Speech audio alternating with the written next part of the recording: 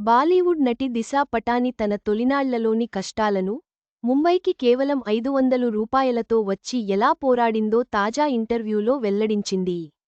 ఒక cinema offer కోల్పోయినప్పటికీ, ఆమె నిరుత్సాహపడకుండా తన కెరీర్ను కొనసాగించింది. లోఫర్ సినిమాతో టాలీవుడ్ ఎంట్రీ ఇచ్చింది బాలీవుడ్ బ్యూటీ దిశా పటాని.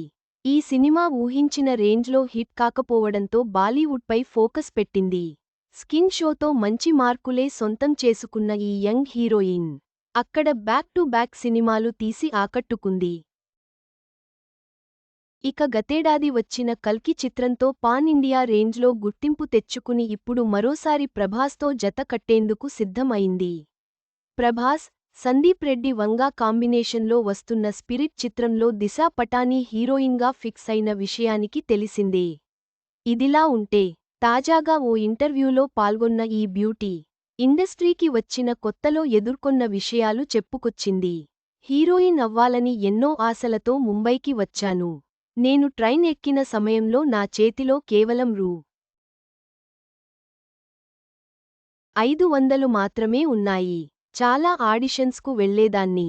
ఎక్కువగా టీవీ యాడ్స్ కోసం ట్రై చేసేదాన్ని. ఈ క్రమంలోనే ఓ సినిమా ఆఫర్ వచ్చింది. నా మొదటి చిత్రానికి సంతకం కూడా చేశాను.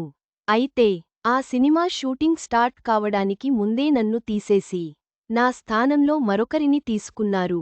ఆ టైంలో చేతిలో పెట్టినట్టే పెట్టి లాక్కున్నట్లు అయింది. అయితే, ఆ విషయంలో నేను అంతగా ఫీల్ అవ్వలేదు. ఎందుకంటే రిజెక్షన్సే మనల్ని మరింత బలంగా చేస్తాయని నేను చాలా నమ్ముతాను అని తెలిపింది. చివరగా, దిశా పటాని తన ప్రయాణంలో ఎదుర్కొన్న సవాళ్లను, అనుభవాలను పంచుకుని, రిజెక్షన్స్ ఆమెను ఎలా బలపరిచాయో వివరించింది. ఆమె అనుభవాలు ప్రేరణాత్మకంగా ఉన్నాయి.